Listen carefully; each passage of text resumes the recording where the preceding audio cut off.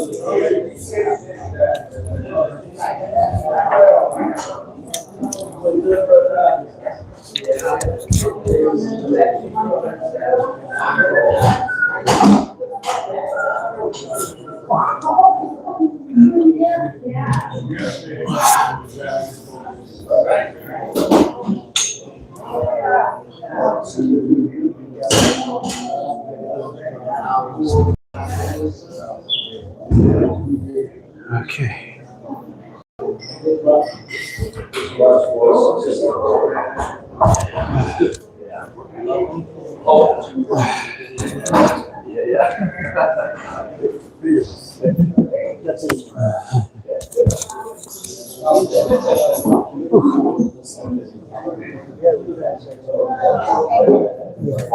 No, she texted me. I think she can sign up or something.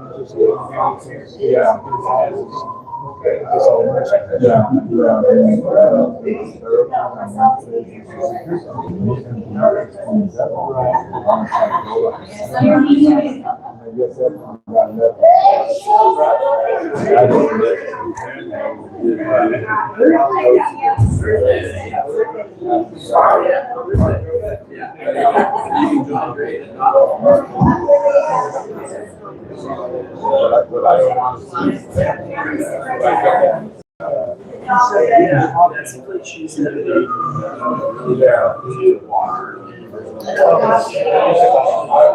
Hi, Mr. Reyes. Would you mind if I put the mic on you?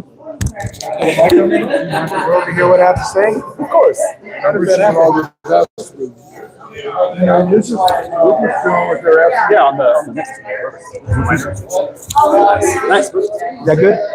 And it looks good too. Always good to see you, my friend. Yeah, tell Ruth I'm thinking about it.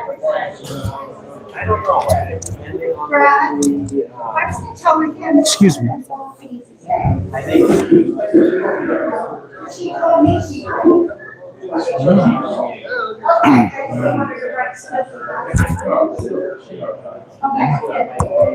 All right.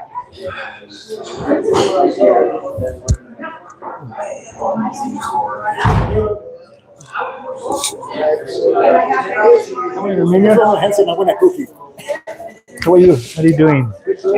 Behaving? No. That's the answer I was looking for. Right. Here, you want to stand? I'll stand. Okay. Is everybody ready? We're going to start the meeting, okay? Is everybody want to get their water? You have your water, you take your tea. Okay, all right. Are we all ready to start?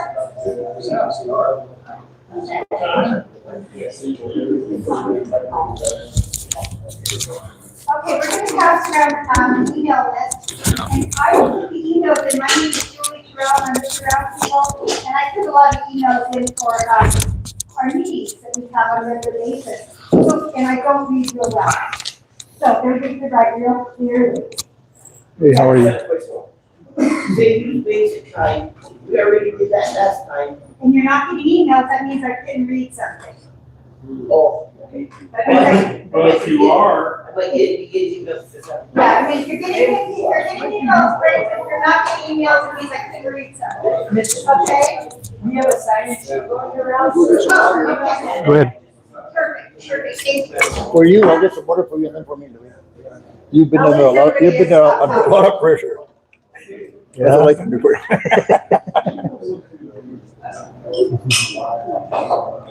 Okay. Okay, are we all quiet now? All right, thank you. So tonight, we're going to have our guest, and Amy Trevino is standing behind me. She is going to moderate the meeting tonight. I'll just be kind of a backup for her, but I'm going to make a couple of announcements really quick tonight.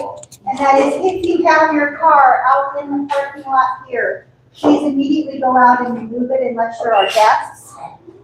Because we do have guests that are still checking in at the hotel and that these are their spaces. So please be sure to do that. There you go. The second, because otherwise the car will be towed at this point. The second thing is that our next roundtable meeting will not be next week. It will be on July 8th, and that will go out in the email, and that will go out with subject matter and everything at that time, and also online. For those of you that have not been to a roundtable meeting before, Amy will kind of go over some of the rules, but just be aware we do have someone that's filming, and we do have somebody on radio. If for some reason you cannot be filmed, you need to move towards the back so that you're out of sight, because we can't change that for you. And the bathroom is out this door, down the hall, and on the right-hand side. So for right now, I think that was everything I was gonna say. Yeah, so I'll leave it up to Amy. Thank All right, you. welcome everyone. Thank you so much for coming. The first thing I want to say is that this is a private business. So this is not a public business. So what we are asking is for you to adhere to the rules that the owners have asked us to adhere to today. If not, they will ask you to leave. We have some wonderful sheriff's officers here who will help us if we need. Obviously, I think we're all going to be respectful of each other. We're all here. We want answers. Mr. Luis Reyes is here to give us those answers. Well, let's try to be as respectful as possible to everyone in the room. We're going to ask that questions be kept to under 30 seconds. We don't want any long-winded speeches or statements. We are here to ask questions, so that's a part of us all being respectful of each other. We have a limited amount of time, so let's just try to keep that as respectful as possible. I think the format for tonight is there are going to be some statements, but we do want this to be interactive. So this area is making itself available to us, so we can ask questions and sort of have an interactive experience so we can answer questions, or we try to be as respectful as possible to everyone, including the owners of this business who are opening this space to the community, which they do every Wednesday to us. We want to make sure that we can keep doing that. All right, I'm going to turn it over to Mr. Luis Reyes, the CEO of Person. Good evening, and thanks for joining myself tonight for this discussion. Here to talk about the green hydrogen project. Again, I'm not sure, see some new faces, but I'm not sure how much you know about the project, the origination, the location. And I think that's important so that we can, as the project moves forward, some of the changes we made are relayed properly into the public. And so this project was funded by USDA, RUS, the Department of Agriculture, under the electric co-op program. It was under the IRA, so the investment, the act under President Biden, and it was a greenhouse gas emissions reduction project. So when we competed for this, there was about $10 billion for electric co-ops to look at projects that would reduce greenhouse gases, really address climate change issues. And so I think that's important, because part of how this project has become fluid is we got the award under a Biden administration, and now we're under a Trump administration that fundamentally have changed all the rules when it comes to these type of projects. And so some of the issues that are driving the direction or the speed or some of the concerns people have been policy changes at the federal government. And so the co-op has taken a position, we're not getting into that politics. If the rules change, then we're going to adhere to the rules of what DC has today. So I think that's important. The other thing too is when we made application, there was several partners, and this was a 3-plant project. And so Cuesta was our biggest site, and we worked with the village mayor and council at that time. So this project actually started in 23 with the application and studies. We had one here in the town of Taos at the wastewater treatment plant, and town of Taos and Taos Pueblo were part of that project. And then we had a third one in Peñasco with Picaris Pueblo. And Picaris was the sole partner with Kit Carson. And they all had 3 different basic purposes outside of reducing greenhouse gas emissions back to 2005 levels. So the goal is really how do we combat climate change, but still hit some of the goals that we had from an internal issue, some of the risks we're facing. So that's how the project was laid out, and the co-op was awarded $231 million. It was competitive, so some of the information that people have asked for, the co-op has not released because it is confidential. It was competitive. We competed against other cooperatives nationally to get the award.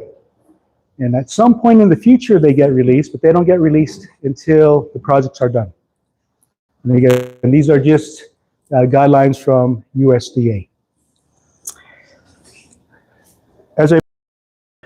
We got the award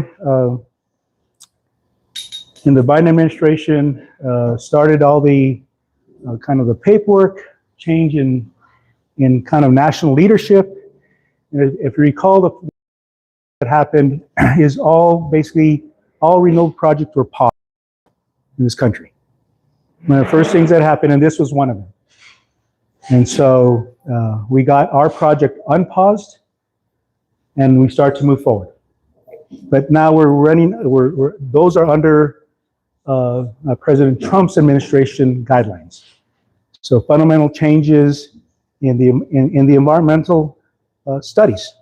So under NEPA, that was fundamentally changed by this administration. There's also always been a push to take brownfields and make them greenfields. In fact, there's national legislation to do that. So that's one reason this Cuesta site was chosen. It wasn't chosen randomly. There was reasons to do that. And so as we move forward, tariffs were then implemented. And the tariffs made the whole project cost increase. So at that point, we deferred and basically canceled Taos and Picaris because all energy projects have a lot of steel. So right now, the only project that is funded is the Cuesta project. The Cuesta project was a collaboration between the village of Cuesta, which was the lead, Kit Carson, Chevron, and QDEF. It's a economic development foundation in Cuesta. Village of Cuesta got an award from DOE to study the feasibility of hydrogen. And so we had, and it was, NREL is now called the National Laboratory of the Rockies. So NREL is the equivalent in my mind when it comes to renewable energy of Los Alamos when it comes to defense and Sandia when it comes to defense. They are the experts in this country in renewable energy. So we worked with them for about a year, did a lot of studies to determine is hydrogen feasible in Cuesta, New Mexico on a brownfield site. We had many, many public meetings before we even made application to the government. We probably had about 80 meetings. We had Zoom meetings, so there was a lot of public outreach to get a sense as we move forward. So then we made application and we won, and basically we're here. That's why we're here today, because we won and we continue to move forward. And so we do have a lease with Chevron for the property. You're right. Yes. I have a question. Did you need something? Yes, just have a question about the USDA application that you won. Mhm. So since the parameters have changed using the water source, shouldn't it be null and void anymore? Because it was granted under the circumstances that you were gonna use the water from the old reclaimed mine. So that changed. And you're using fresh groundwater, and we are losing water already. I mean, I know it's hard to understand, but Should get a new permit. you should have to apply all over again. So, And just Go ahead. because the NEPA process isn't required, Would you please let Louis finish his discussion? Oh, sure. About ethics points. and I'll come back to that. I Yeah, mean, we will call on everybody, I promise. Every call on Our board. we'll come back to that. I just want to go over what the process is, disclaim something I keep hearing in press or in posts that there's Peñasco and Taos. Those aren't part of it anymore. You know, we keep hearing about the different water supplies. When you go into an application, we're one on certain premises, but there's ways to change those conditions. And so we have changed those conditions. We have the ability to do that. And so again, as we move forward, we started our talks with Chevron because during this whole process, we all had distinct responsibilities. You know, the Village of Cuesta was, in essence, it was primarily to help replace the loss of Chevron. Chevron mine closed in 2014. It was the biggest employer in Taos County, just not Cuesta. You had people from Taos, San Luis Valley, Mora. So that was basically how this began. And it was by the invitation of the Village of Cuesta to us to help them facilitate some kind of solution. Hydrogen was not the first solution. We're looking at other ways to bring or to reconstruct the economy in Cuesta. And so that took several years because that process started, 14 is when the mine closed. Took almost 9 years to figure out what's going to work in Cuesta. So there was a lot of input from other stakeholders to move forward. We just became the prime mover when all this money became available at the federal government. And so just to kind of backtrack, there was a lot of discussion of how do we move forward if we move forward? And what technology do we use? And so after we got the award, then we retained Entrust, an engineering firm, and hydrogen specialty. So we got a firm that can look at the hydrogen and all the elements tied to the hydrogen, primarily safety. We talk a lot about the other issues, but in our industry, the electric industry, safety is paramount. Can't do anything unless it's a safe operating condition. So we also then, in I think it's 26 this year, 25, we started all the studies. We started the safety studies. We started visiting both the Chevron and the state engineer, who in this state manages the water. You have any water issues, it's the state engineer that's going to do these transfers. And so we went through a lot of iterations, did the studies that were required by the new administration. And that's federal law. And so then we submitted those, and one by one we got these studies approved. So we got and again, the decider of the type of environmental study is done by the government. We do the study, we give the study to them, and then the government decides at what level, based on the study, how we move forward. Is it an environmental assessment? Is it an environmental impact? Or is it a category exclusion, right? The minimum. Once they determine what that is, then they tell us what the next steps are. Somebody need in? That's a representative, they're being stopped. Okay, yeah, that's all I'm done. They're gonna stop. So after we got studies, submitted them, then the federal government, USDA, approved what is called the FONSI, a finding of no significant impact. Basically saying that there was not going to be an environmental impact to the approximately 300 acres that we're going to lease, purchase, but at least utilize for the construction of both a solar facility, a hydrogen facility, and a power substation. So on this site, there'll be 3 different elements.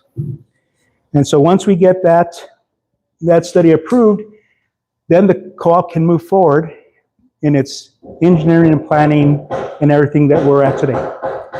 We also concurrently are working with the state engineer's office about the water. You know, how much water do we need? How do you get that transferred? Either you're correct, there's always been the question about the wastewater in the well, but at the end of the day, Chevron has allocated the well to Kit Carson. We don't own the water there. And so that's the path we're going on. The well is on the tailings. So if you don't know, I don't know how many have been up to the tailings, but the tailings is I don't know, how many acres is the tailings, Norman? 1,200 acres? I don't know, you've been on the studies. 200, 1,200, 1,400 acres? Something like that. So anyway, a large piece of property. We got the top 300. Most of it is into the Superfund, right? It was contaminated over years. And under EPA guidelines, Chevron is doing whatever remediation they have to take care of whatever agreements they have with the federal government.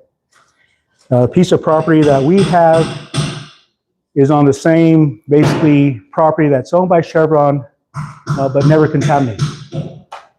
And so currently we are leasing that property with the intent to purchase. It's about 300 acres, probably about 240 right now. The water is sits on the tailings property. So from our property go about a mile adjacent to the monument, adjacent to the Guadalupe Mountains. Chevron in 2016 drilled a well so they could, for remediation. So for dust control and whatever aspects of remediation, they need water. They got adjudicated 250 acre feet. So they can take out of that well today 200 acre feet of water that's already been approved by the state of New Mexico. The well's approximately, and a lot of this is on our website, you know, the pump is at like 438 feet. The well's another 100 feet watered down. So there's a lot of capacity on top of that. So our requirement,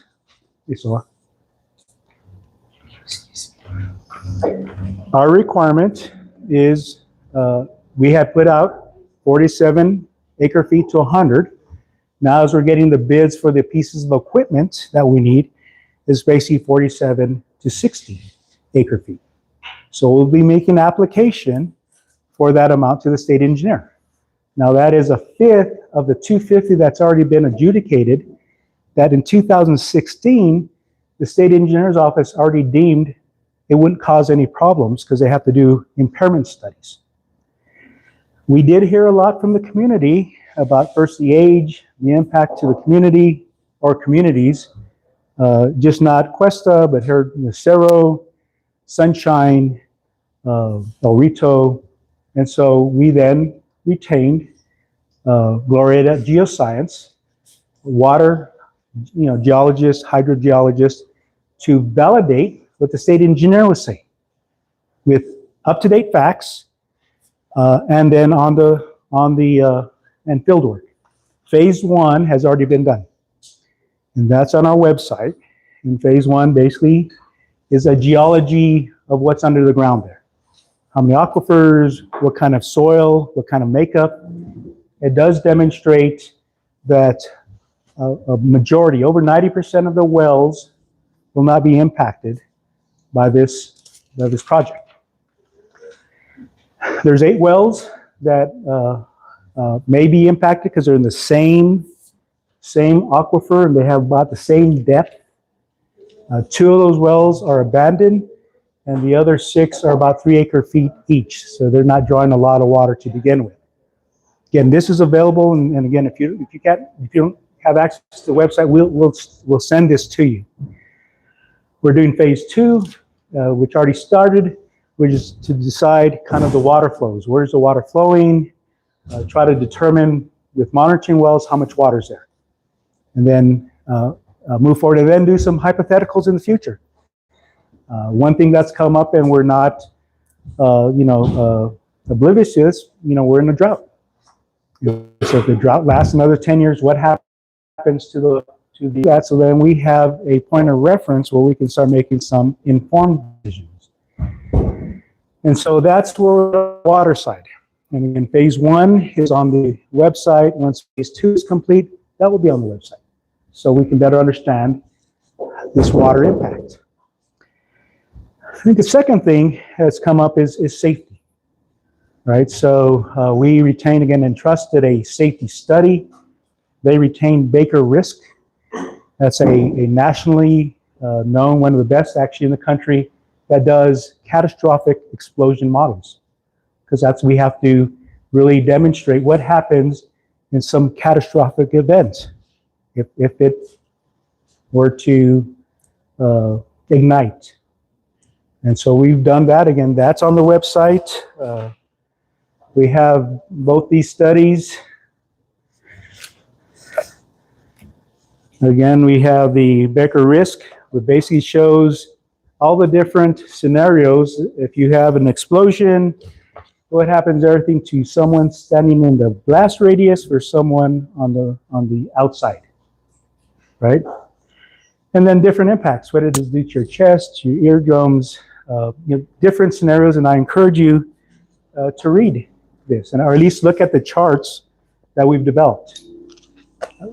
One thing real quick, Norman, because the issue that's come up more and more is there's an elementary school there. It's about a mile away. We have met with the school board, superintendent, principals about the study and what issues they have. Right, so we've met with them a couple times so that they can better understand any potential impacts to them. So we've done that. The other thing that's come up is this whole idea of why do you start things at 10% when the plant isn't designed? When it comes to safety, you want to start at 10%. You want to start when the plant is being designed, so safety is throughout the entire project.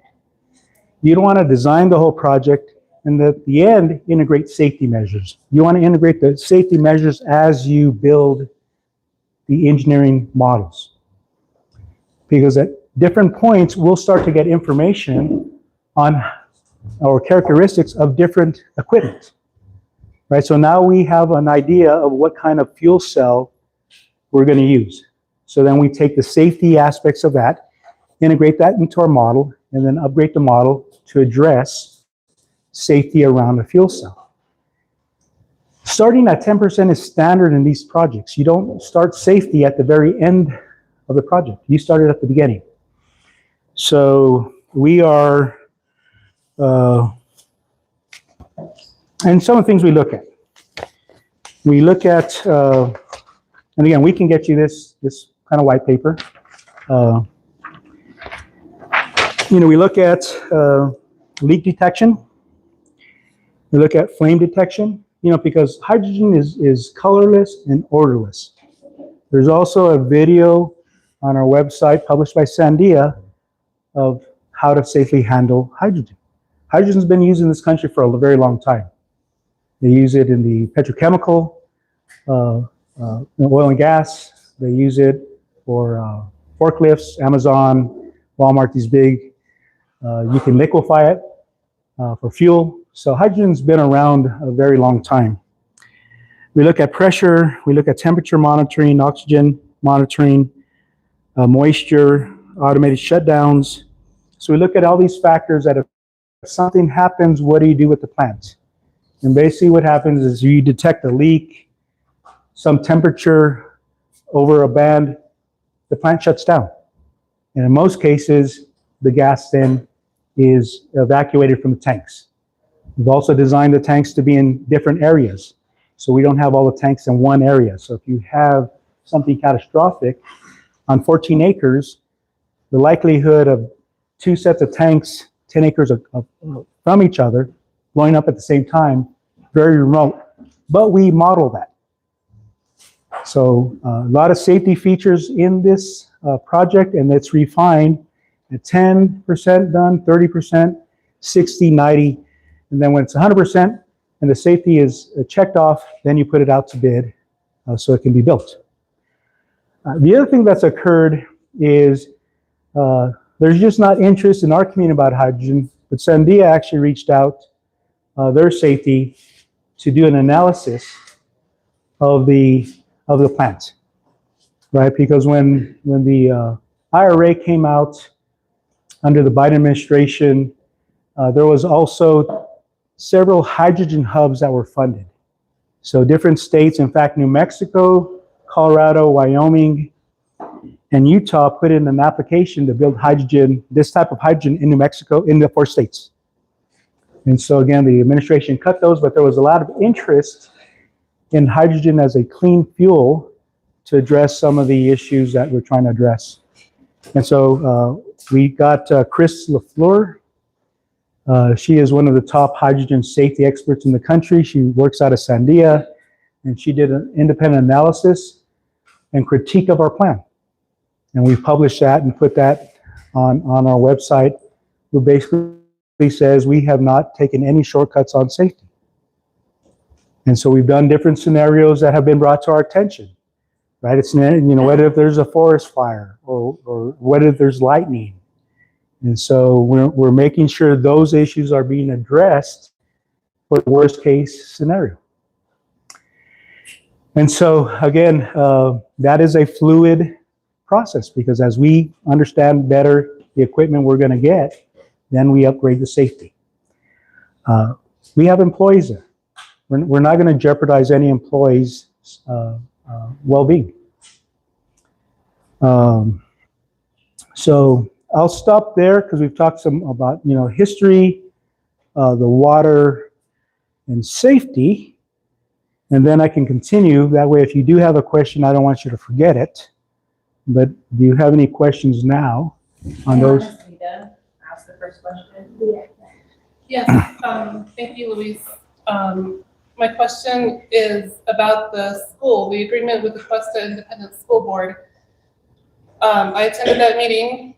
Yeah, you were there. And you disclosed to me later the agreement that they signed. I want to ask you, was the water source the same when they signed that agreement? Or had the water source already changed location? Yeah, I'd have to look at the dates. I mean, it may have. They were probably signing it under the pretense that it was going to come from a upper I don't know that.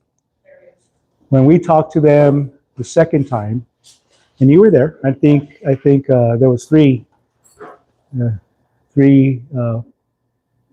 non-school board there. Right.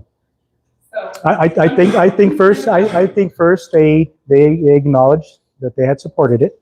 I think during that discussion, they also mentioned, which is not mentioned too much, that the school is going to be moving to the high school property. And they have a time frame because of the way the funding in the state works. And so they mentioned that that was probably their goal. During that discussion, we also talked about if there was a way that the co-op could offer solar batteries for the new facility. So in Cuesta, because they're losing population, the schools get smaller. So they're looking at making one school basically K to 12. And it's probably going to be at the location where the existing high school is, which is probably 2 or 3 more miles. They also indicated at that meeting, and there was 2 of you there, that under their new state rules, they probably have to tear down that school anyway. That they works today in the state, so there wouldn't be anything there. The other thing is, when we get, when I'm just telling you that there's other discussions that were there that are sometimes forgotten. The water isn't going to be required till probably the first quarter of 2018. 20, sorry. Yeah, I've had a long year and it's only half done. So we have some time on the, and I think the other thing we've offered to the community is when we make application at the state engineer, anyone who has standings has the ability to challenge us at the state engineer's office. That's a right you have. So we haven't tried to talk people out of their rights. That's the proper forum to do it, right? And so as soon as we file, I think I made a commitment to at least the Sala when I met with that group. We'll let you know when we're going to file. That way, and you have to have standing. Just being a resident of Cuesta doesn't mean you have standing. Your well has to be impacted by that source. But two things. So we still have a year and a half before we're going to take some water. The hydrogen facility, probably the second quarter, will start creating hydrogen. Right, so there's still a couple of years before it will create its first kilogram of hydrogen. In between that, we are building the solar facility as we speak. And later this year, my hope is to start, based on materials, the hydrogen facility. Now, as I mentioned, changes in administration. When we initially got the award for renewable energy, tax credits were out. So the solar, you got tax credits at 2030. Hydrogen, probably 2033. So we had time to really do all these studies that people have asked, because we had a long kind of runway. When the big, beautiful bill was passed, basically a year ago, the rules changed on how you finance these projects. So in the big, beautiful bill, solar projects had to be started by July 4th of this year. So they gave you 1 year to get ready, and then we have to finish the project by the end of 27. So a project that theoretically would take 3 or 4 years, now you have 12 to 18 months. And you're not obligated to do a study on the soil because it's not required anymore, but the reason why we're so concerned is because it's next adjacent to Superfund, right? That's why we're asking for that. And what I've said is we're doing the required, we're doing exactly, we haven't shortcutted any of the federal rules, state rules, we're doing exactly what's required. But I want to give some color of that when we talk about rate affordability, right? The tax credits in these projects mean a lot to the membership. I mean, we have 700 rooftop solar, and it grows because people want a cheaper electric bill. They want to be able to sell power to us. And so the tax credits for the co-op equal on the solar 50% of the project cost. So easily, $30 to $35 million the government pays. We still get the kilowatt hour, but at half the cost. We're trying to fix these costs where they're affordable over time. In this time where we're all seeing energy prices becoming unaffordable. And again, it got compressed. I mean, again, if we were in a different administration, we'd have probably had to do a full EIS because the environmental rules wouldn't have changed with the Biden administration. But they changed, right? And so we just have to be, and this is a cost through there, we just have to be fluid and follow whatever the law of the land is.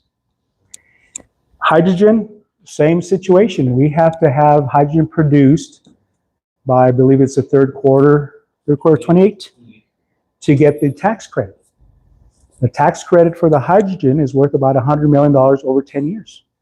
So if we can get the government, in essence, to pay 70% of this, it goes to rate affordability. It doesn't go to grabbing money. It goes to members' rates.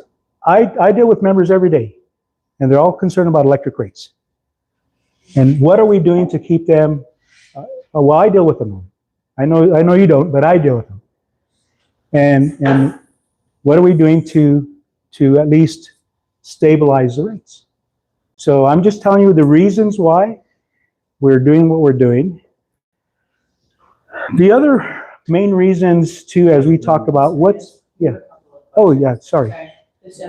Yeah, Maxwell. Again, thank you for being here. I know that you've been under a lot of pressure because of opposition, but it's rightfully so. I did bring a list of concerns that a lot of people wanted me to bring up, but I'm just going to follow the things that you have said. Sure. and I'm gonna start backwards. First of all, I wanna say, maybe federal rules have changed, but moral rules haven't. Nor has the needs for human safety. That has not changed. Mhm. So when we hear that we had to rush through because federal rules changed, it sounds to me like a bunch of opportunities trying to take advantage of a loophole at the cost of general public. Something to think about. But I want to take it from there. What's your question though? Because remember, we are Excuse- really gonna ask, no, don't. This is a question. Okay, get to the questions, not You're the wasting our statement. time now.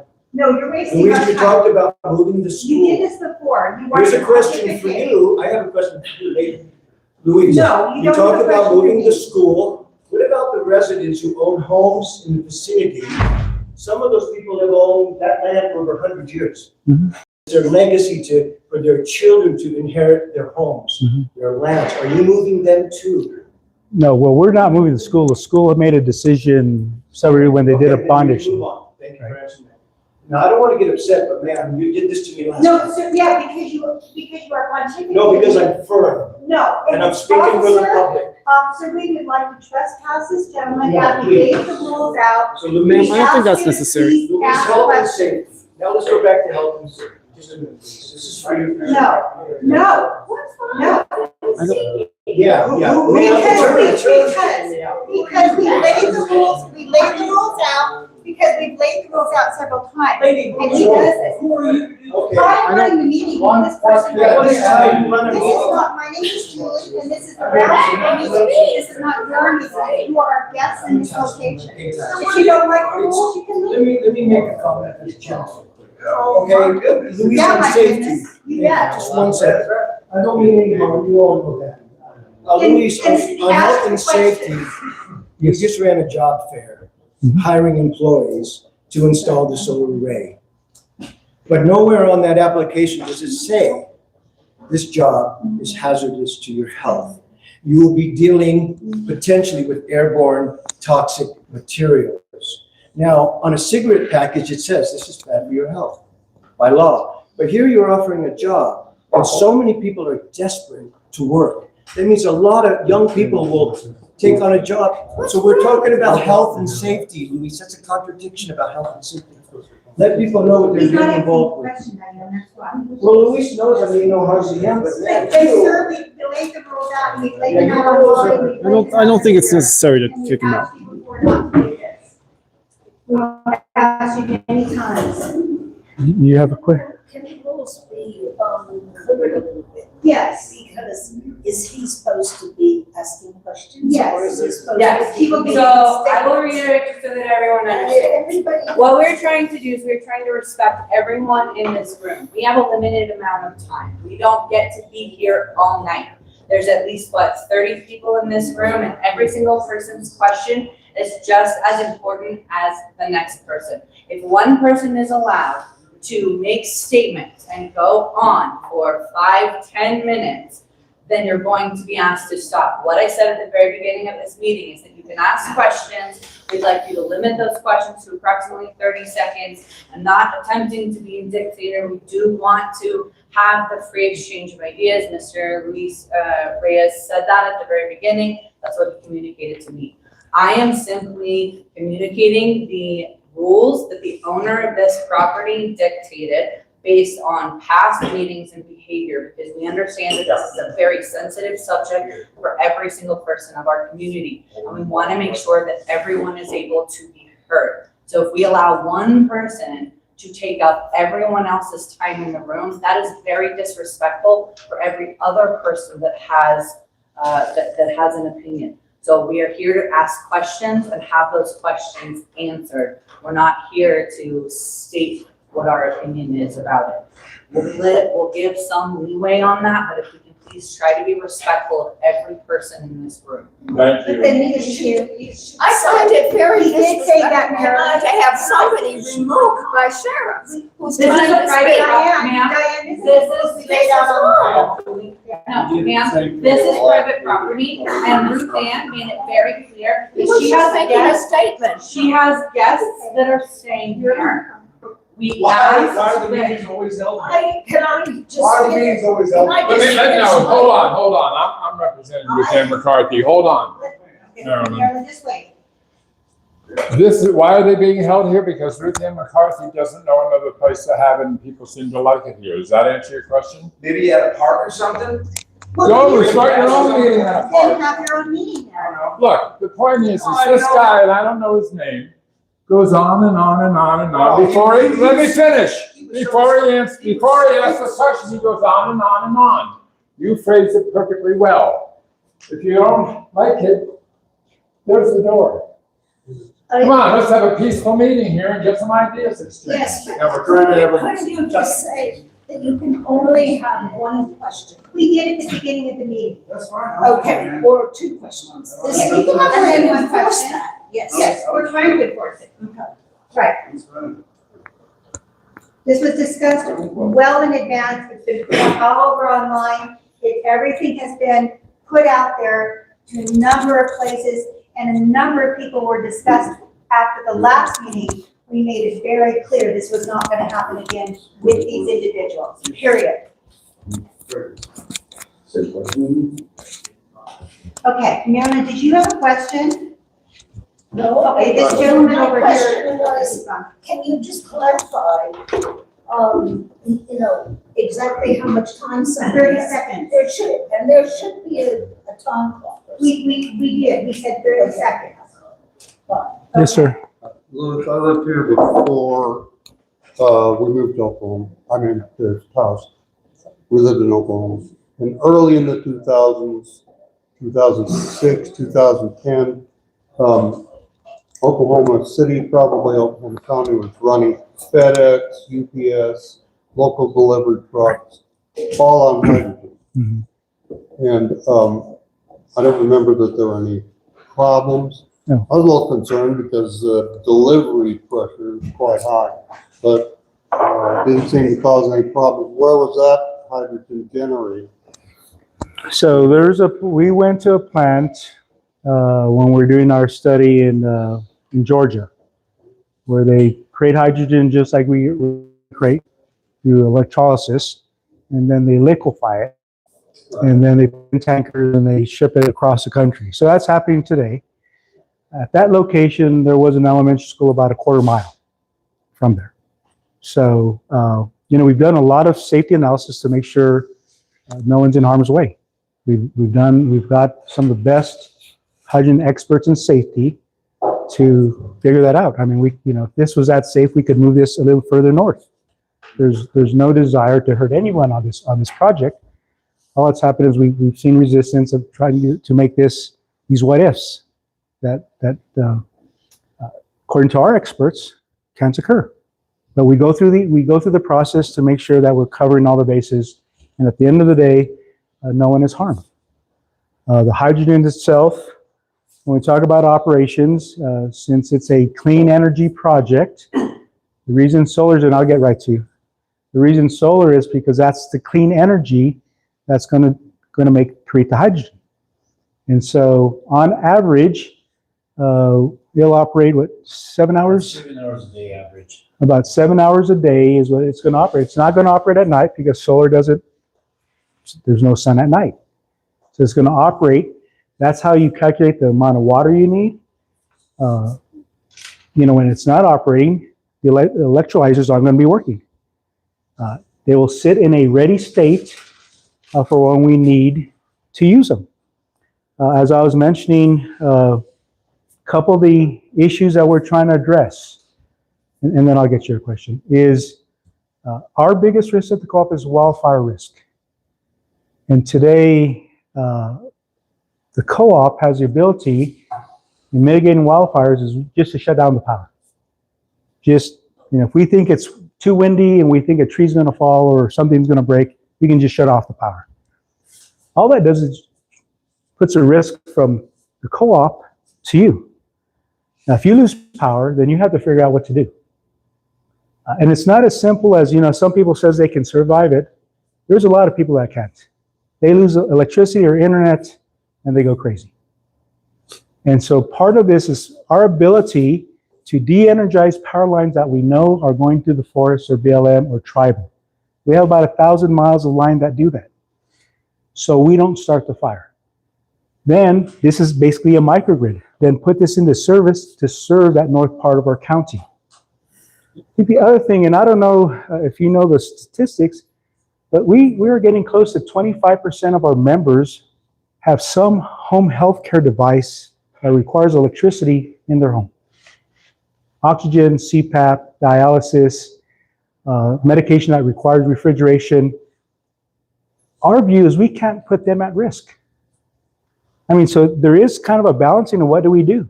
It's easy to say, don't do it and put solar on their house or put batteries on their house. We don't have money for that. We got this money for this. So if we can accommodate those most vulnerable in our community, then what is the trade-off? Right? What is the trade-off? Our economy is based on tourism. It just is. A lot of folks in here play in the mountains, in the river. If we have a catastrophic fire, just look at Ruidoso. It will devastate our economy. And so that's a big piece of that, is to be able to help those to make decisions. This is a long duration storage, 52 hours, right? Most batteries last about 4 to 6 hours. And so we have as a community to decide, do we want to help our neighbors or not? Really? I mean, we can say no. They're still exposed. Do we care about them? I do. Maybe some people don't, but I do. And so our goal is to address that. And it's just growing. Post-COVID, more things are happening at the home. Post-COVID, you have more medical devices at home. You can have doctor visits over Zoom now. People have businesses from the home. People get education from the home. Pre-COVID, that wasn't the deal. Right? You had to go to work. Our Holy Cross is struggling with capacity. So there's other reasons other than us trying to take water that's already been allocated to Chevron, right? Using property that you can't use for anything else. And so I think when we talk about the hydro, we need to look at the full picture of what the benefits of the community are. I'm not a firefighter, but if there was a fire, and we've talked about 47 acre feet, how much water would we take to put out a fire? Right? I mean, there's other things that we have to really look at if we want to stay a community that takes care of their neighbors. Or we can decide, let's not do it, and they kind of fend for themselves. And so that's the overall picture with very complex issues. Water in this state is very complex, right? Where you locate it is very complex. And again, you know, people are filming, but we've become a community of not in my backyard. That's just the reality. Let's not put it in my backyard, let's put it in your backyard. Or your backyard, but don't put it in my backyard. And so I'm challenged with, where do we put this facility to get the best bang for our buck? Right? Where do we put it? Do we put it on Taos Pueblo? They're a partner with us on the Taos project. Put it in Picaris. Yeah, and that's fine. But you have to do where there's infrastructure. So I'm just giving you kind of our thought process too. We just didn't decide, put a pin in question, that's what we're going to do. So let me take a couple of questions. I think you were first. 3 council people yesterday, at a staff council meeting, voted to stop the, what's that report? What's that list called? ICIP. The ICIP. Mm-hmm. They said to take it off until they get enough information on the solar array. Will you honor that? Are you going to continue on with 3 of the councilmen? The mayor cannot vote because he works for you. So it was 4, 1 council person said, no, leave it on the list.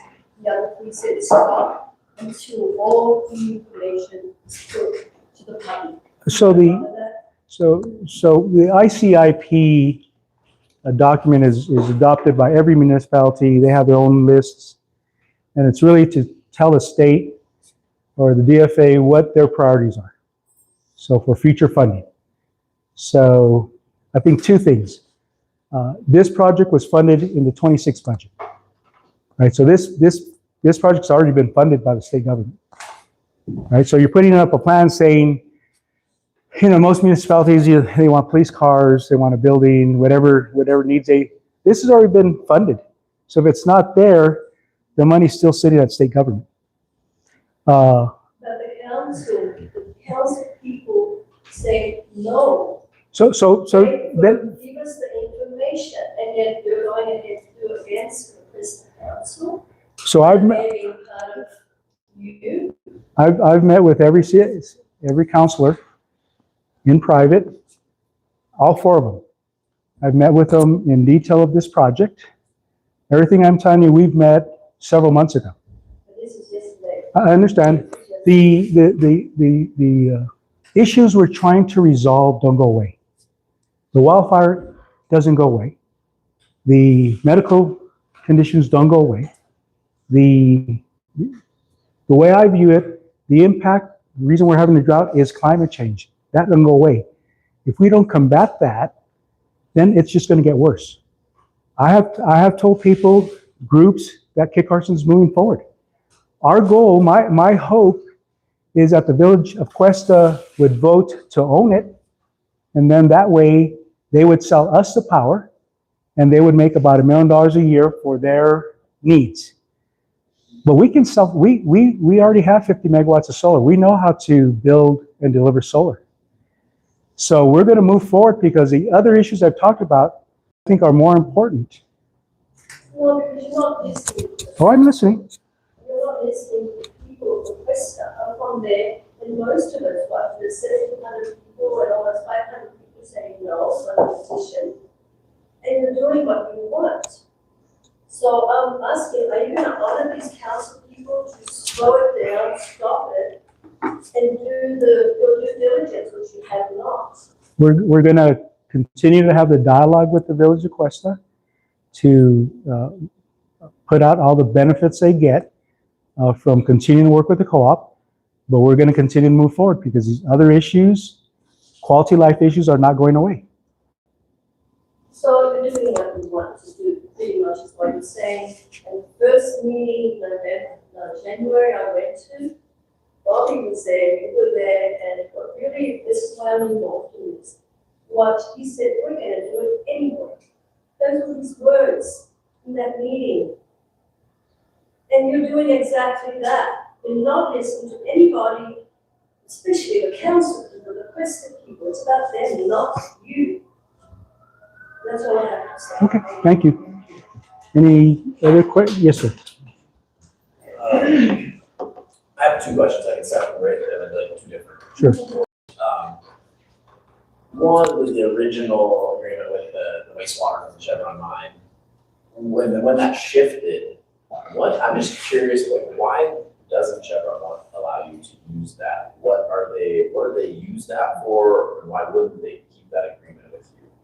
Yeah, so on issues around Chevron, you know, I'm not privy to kind of their internal discussions. I think the way I'm approaching that kind of question, to be honest, is this is the well that they've said we can draw upon. And that's what we're doing. You know, Chevron has, you know, that was part of the overall agreement, is they would offer land and water to the project, and they're doing that, right? They also have an obligation on, you know, reclamation and remediation for both the mine and the mill. So I would imagine it's around kind of changing priorities of where they want that water to go. But I don't, you know, again, that's a decision they made. I'm honoring that decision and working on the well and not really trying to second guess any decisions they make that benefits their business, right? So I don't know. I know today, as I've told people, we're going to permit for the transfer of water to co-op, purchase it at a well that has plenty of capacity. Hey, I think you had two questions. Yeah, I do, but somebody else wants to go. Dylan? Earlier you said the federal rules changed between the Biden administration and the second Trump administration. I'm curious if there was anything stopping Kit Carson from operating under the old Biden rules, and if you could have done that if you wanted to, like if would the procedures change that allows you? Well, first, to be honest, I didn't think about that because we get a document saying here's a new NEPA guidelines. I think the other sensitivity is the people who have to approve these and review these.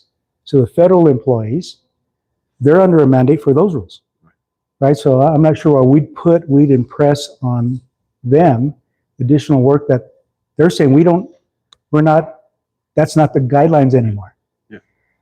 Well, I think that's a lot of the critics would like you to follow the old rules on your own accord, regardless of the federal level. So the co-ops have to follow the law.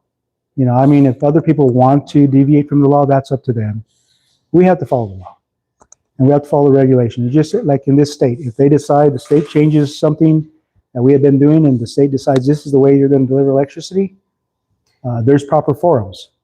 When President Trump put out his new rules, there was a comment period. I mean, I read those rules. There was a comment period. Why didn't the group that thought that they wanted the old rules comment and make comments to the federal government, saying that we should keep the same rules? I don't know if anyone did from Taos Quest. I don't think you did either. I mean, we comment. If we see a rule that's going to impact us, we comment. We may not get our way, but at least we're part of the process.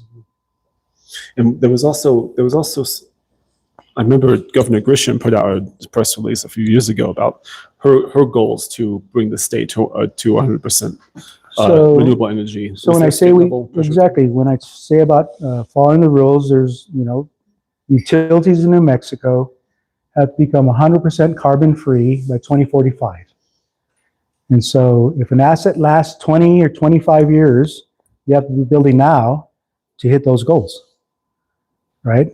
Hydrogen was part of the mix. I mean, the state of New Mexico put in an application for hydrogen hub about 4 or 5 years ago. So the co-ops, the investor-owned utilities have mandates that we have to go carbon free.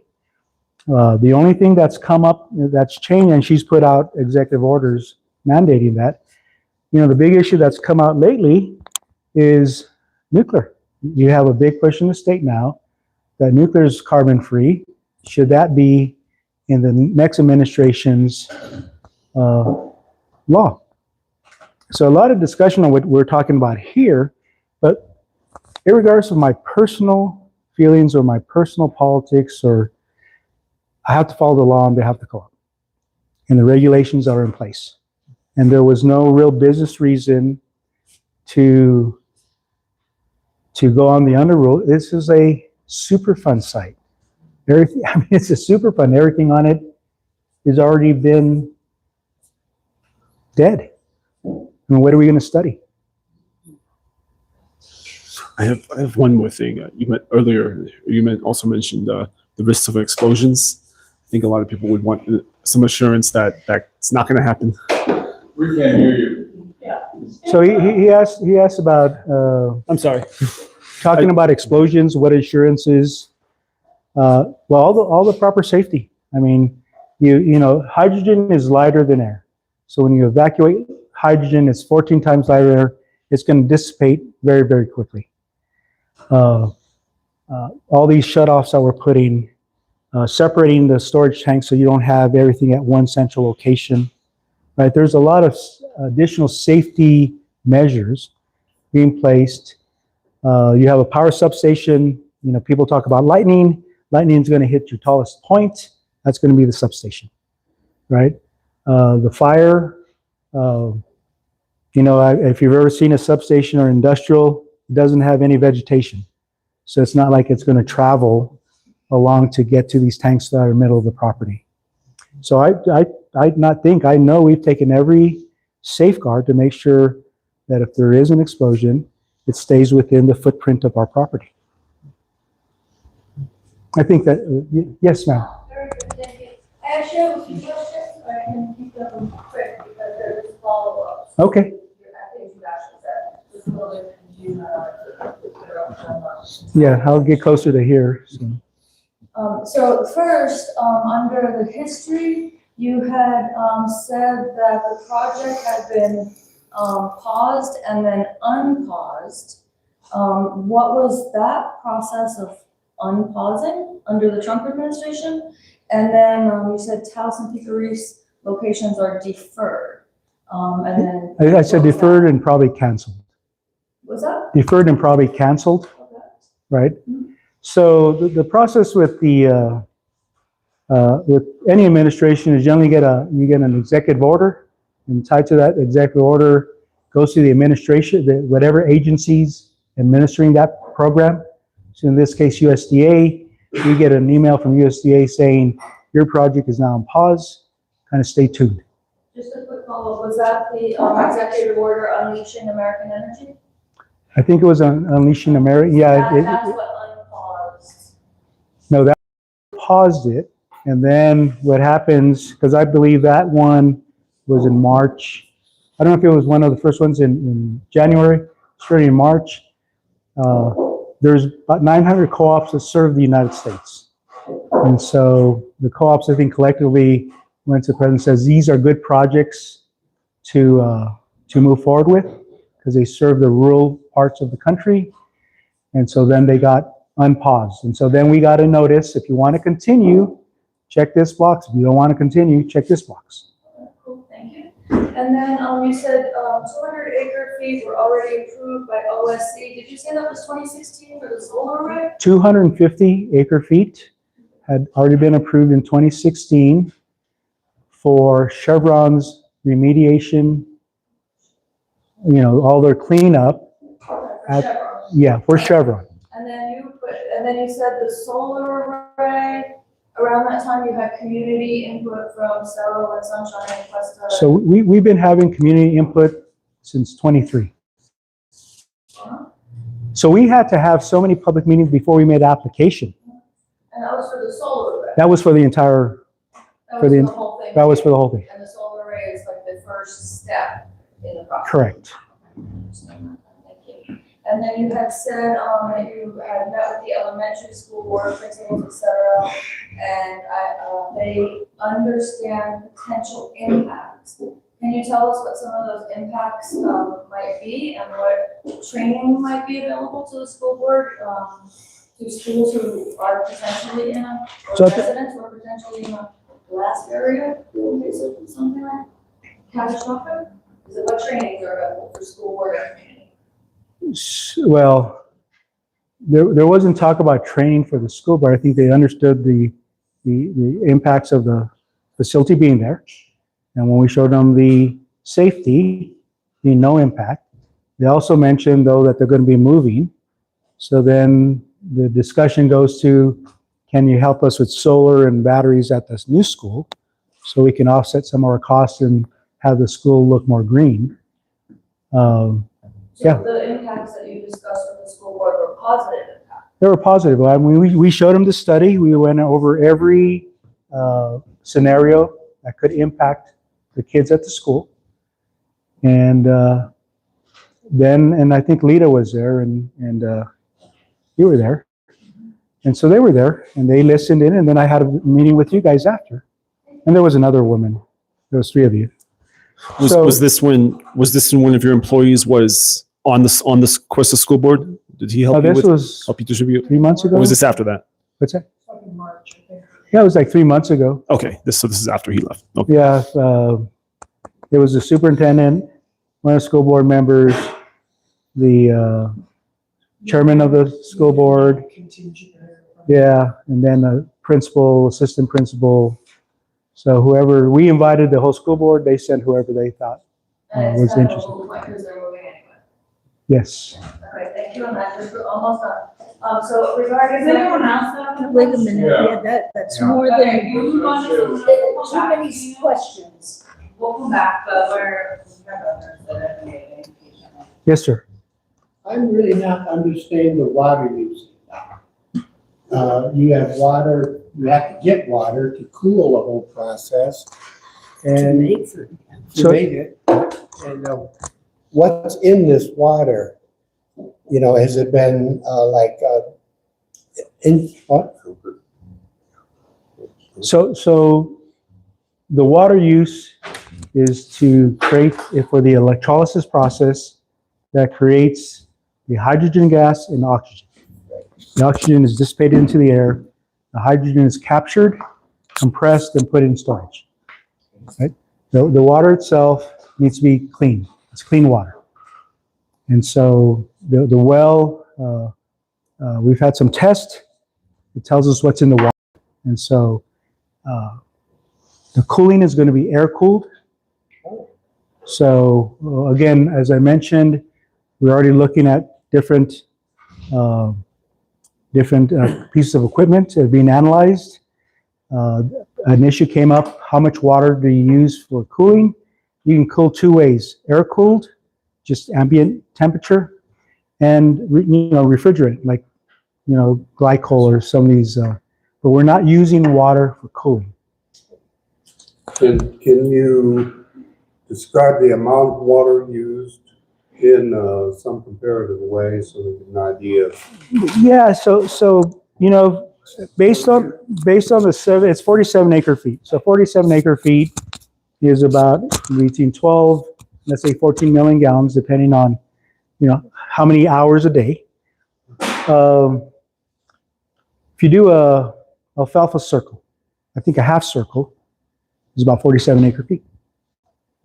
So all the circles they have in the north growing alfalfa, half a circle for a season is about the same amount of water we need to power for a whole year.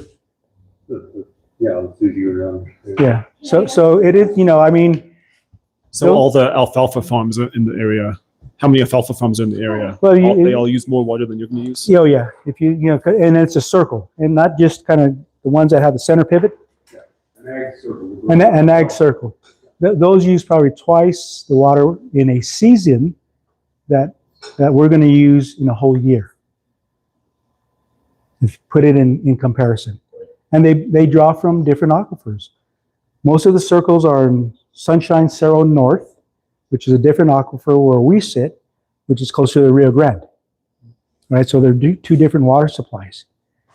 And again, we've done a lot of water work, to your question about the impact. Have you calculated how much water is used to use the electricity for one person's home, for a family's home? In other words, how much water is used to create enough hydrogen electricity for that one day's use? How much water? Because when I looked at the Rocky Mountain Institute, they said it was like 110 gallons of water needed to create the hydrogen, like 1.5 kilograms of hydrogen, to use the electricity for one day for one family. And that's 110 gallons of water just to create this electricity with hydrogen. And it's not accounting, of course, all the water that's being used. So it seems like a tremendous use of water to me. Have you calculated that? No, and I can look at the RMI. I do a lot of work with RMI, so I can look at their study to see if it's per day or per month for electricity. It was per day. Yeah, electricity use in our system is relatively low compared to other parts of the state and other parts of the country. So we use an average of about 500 a month. In the south, in Albuquerque, it's like 1,100 hours a month. And then nationally, it's about 1,300. So just generally, our members use less electricity anyway. But we can calculate that. I just don't have that right off the top of my head. They just said the average family uses 29.5 kilowatt hours A day? a day. And I didn't know if that was the average here or what. No, yeah. So if it's 30 times 30 days, that's almost 1,000. Ours use half of that. Our members use very little compared to the national and state averages. So that would be half the amount of water. Half the amount. If that, I have to read that to see how they put what the context of that is. Interesting. Let's see. Yes, sir? Oh, and then I'll get to you. Like 54 hours or like 2.5 days of storage, Mhm. right? And I mean, I think it's great to care about for neighbors and people that have oxygen, steams, and medication that needs refrigeration. And so the concern of, not cutting off the lines. So there's a storage for those people that would need that. Can you explain, so like once the hydrogen cells are charged fully up and has that 2.5 days of storage, then when that's maxed out, then it like when we're daytime solar Right. here now, then at nighttime, like currently we're drawing from fossil fuels. Do you pull down some of that energy from like once it's already charged all the way up and you can power parts of the grid with that energy and then like refill it back up the next day, or is it primarily just backup No, storage energy? we can run both scenarios. I think a lot of it is really to work in conjunction with first responders, because they're the experts on if it's a fire or an event, how long that event may last, right? And so it gives the community a chance to make some decisions of what to do. And what I've seen, we've seen this migration of a lot of younger people. Used to be extended families, right? You live here, your parents live here, you live next door, your brother lived next door, and so there was this, we'll take care of each other. As Taos and the region has changed, those people are moving to Albuquerque, Pueblo, so there's not that support system that we used to have for a lot of the older people, right? So it really is a mechanism to give people a chance to make decisions. We've had instances with this Mora fire where they asked us to shut, basically, Angel Fire, right? And so we fought back until the government just says, you're going to shut them down, right? But it's really to give a chance because, again, I'm not fighting the fire. It's going to be the first responders that tell us this is going to be a long time, so we need to get these people who need to be relocated. Or it may be that one day and then we re-energize when the event passes. So it's really to be in a support role for first responders and those firefighters that are taking care of that event. And if it's charged all the way up and there's not a pending forest fire, so they can use almost on a daily. We can use it. Yeah, we can use it. And again, our as much clean energy into the system. Right now, you're right. Time power, it's going to probably come from a coal plant somewhere, which ironically is using probably 10 times the water to cool that plant than we're using. So if there's not a pending emergency coming, like, do you think usually like it would draw down? I mean, it's already charged. Yeah. Pull up, it's like at nighttime. Pull You got it right, because we got systems, we got internal systems that give us like a 5-day forecast, what the temperature is going to be, what the wind's going to be, is there any potential for fire, right? If it's clear, then we'll use that internal power here, right? If it shows that there may be an event that's going to cause, then we're going to store it. And so we do have some strategies of how do you deploy energy based on, the local conditions. Did I answer? Yeah. Yes, sir. Yeah, a little bit different subject. I don't really have any issues with safe hydrogen storage and know exactly how much water it takes to produce any given amount of hydrogen. My question is, do you have charts put together showing comparative costs for this project with and without federal grants? Ultimately, at the end, the real question I think a lot of people have, what portion of it is going to be on the rate users? Right. That's at the end of the day, I need to know that. How is it going to be? So we have both. Are they available?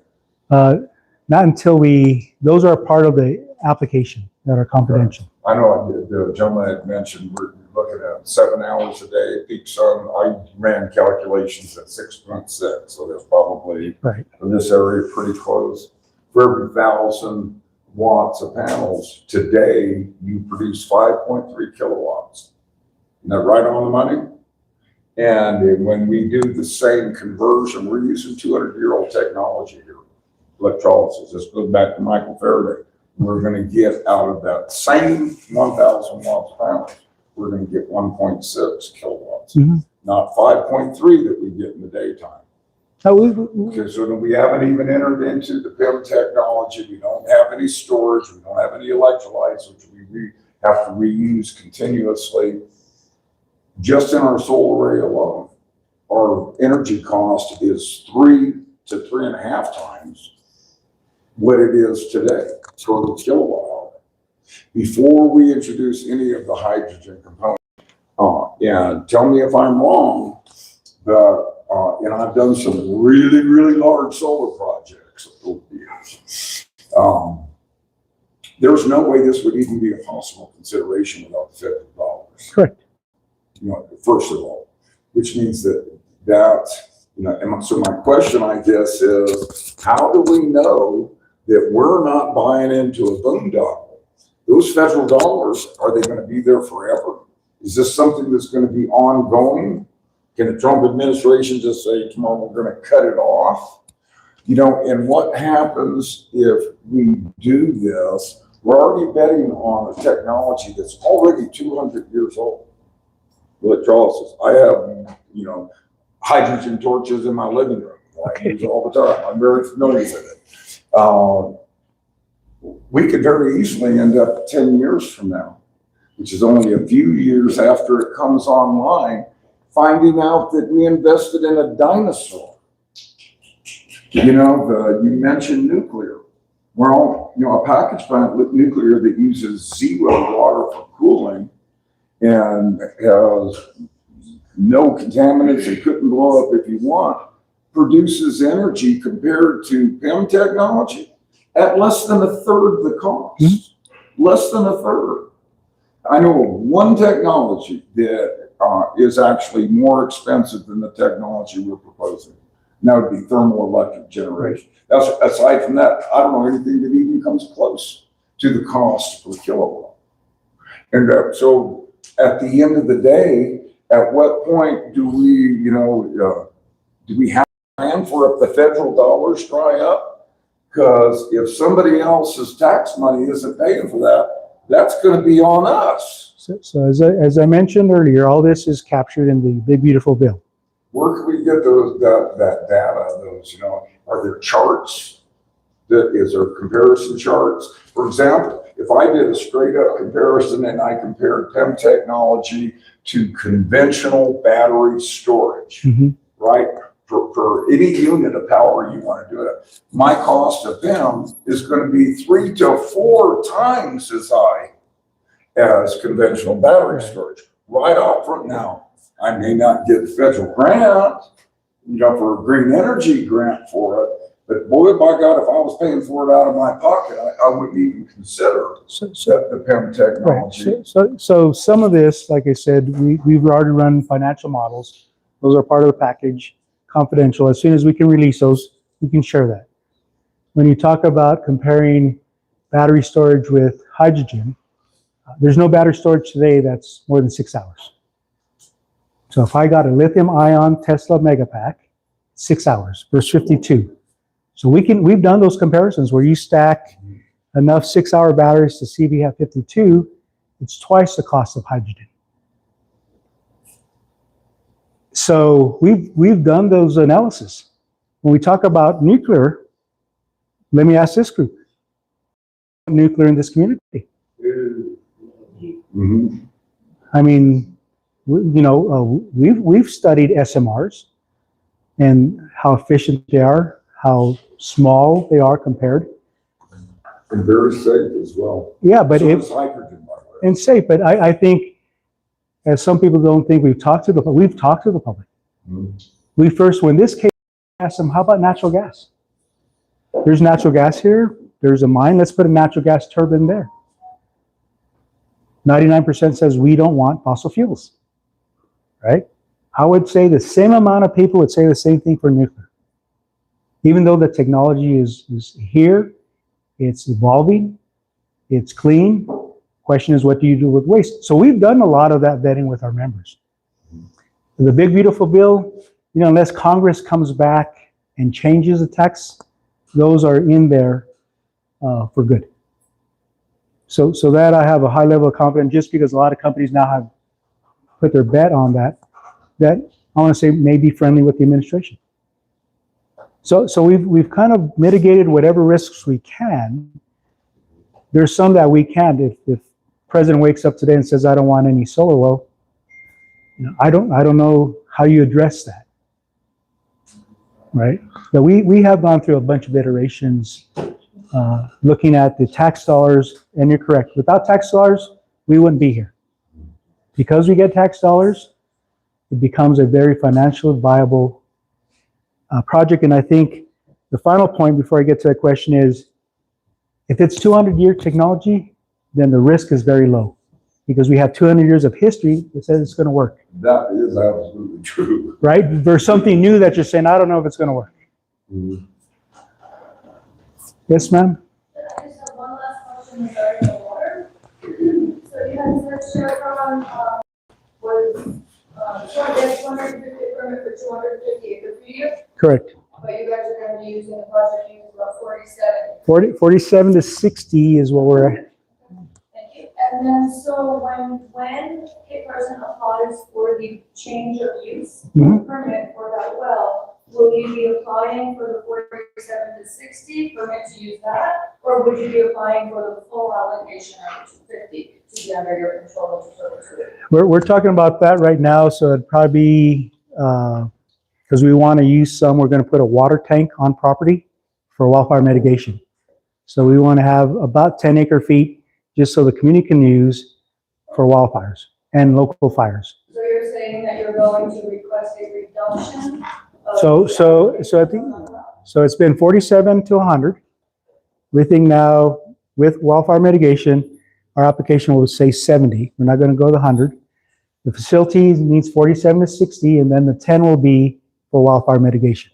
So you will be reducing the amount of Yes. permitted water that you're allowed to draw? Yes, which will be about a fifth of the 250 that Chevron currently has adjudicated to them. Interesting. I have one more question.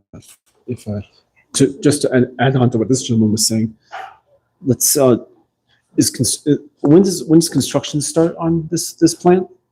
Is that this So year? our goal is really to start early 27. 27. So we're in And, 26, so next, 6 months. So let's say in 2028 there's another presidential election. Let's say a Democrat gets elected and they want to change the rules again. Would that mess up the construction, or is that No, or is the already- project kind of locked in? Yeah, see, when it changed, the project hadn't started. But once you have a project started, then you can change those. What can change is the tax credits, right?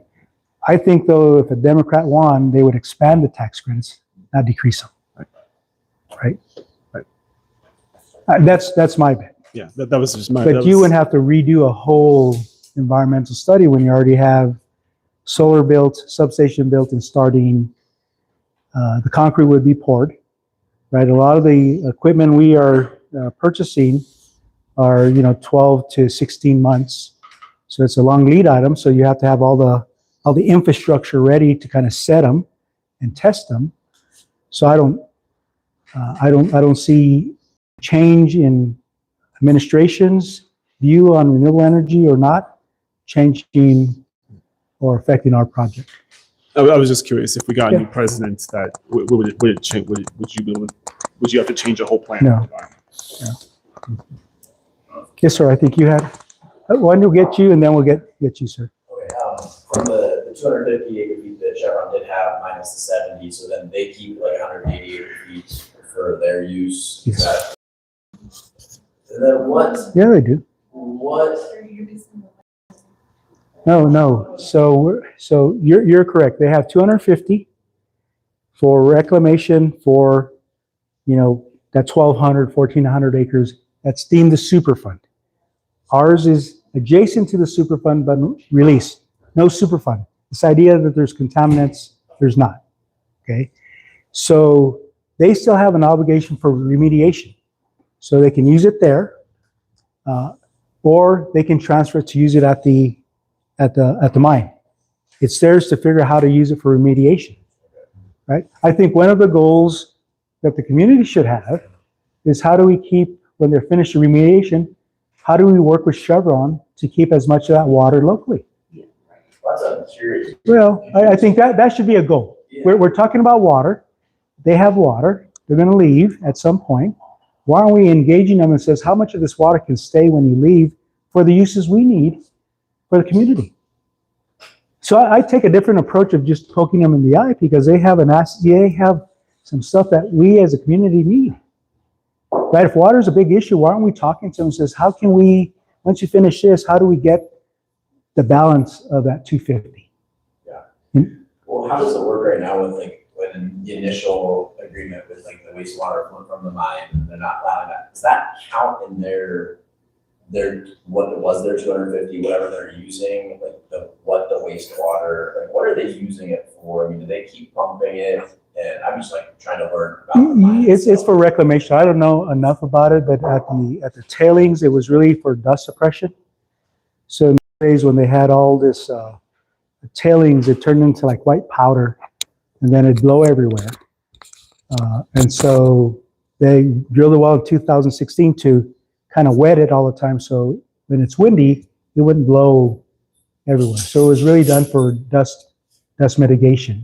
Gotcha. And then, I mean, what's their, I mean, this is some just the history of the Chevron mine, like what then drains into Red River, and like kind of what are the concerns around how that wastewater, I mean, where it goes and what hopefully that you guys would have been able to do. So- Right now what happens with it? So that's part of our phase 2 study we started. But the water at the mine that they're taking, taking out of the underground cavern, cleaning it, and then they're putting it in the Red River, right? So that's clean enough to put in Red River. It ends up in the Rio Grande and ends up wherever the water ends up. The studies we're doing now are basically water flows. So where does the water flow under Cuesta? Where does it go? Does it go to the Rio Grande? Does it go to the Red? So we're trying to determine that because the water flows are important. If it flows downward, right towards the Red River, then we're not impacting upstream because that's where the water originates. So that will be probably, we started about a week ago, 45-day period. So once we get that study, just like we did this one, we'll make that public. And 2 weeks ago, we actually had the water people here in town so they could talk to members about the issues that, they wanted to talk to them about water. And that water that they clean from the mine, like you said, is going into Red River right now, that's where, like, why wouldn't they just let you use that road? And they're already doing it, and it goes into Red River.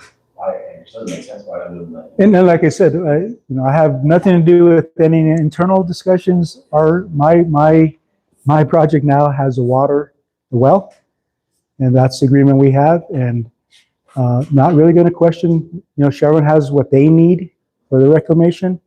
We're negotiating. This is the best use of this water for our project. I think you had a question. Yeah.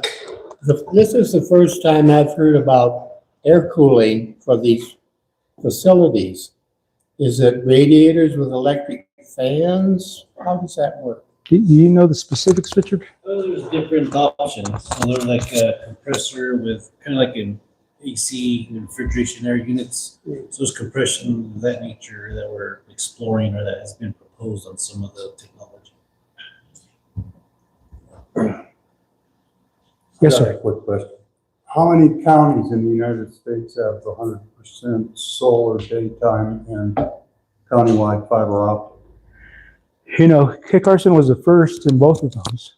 And I think continue, and I think the difference with ours versus other counties that claim is we actually have the assets here.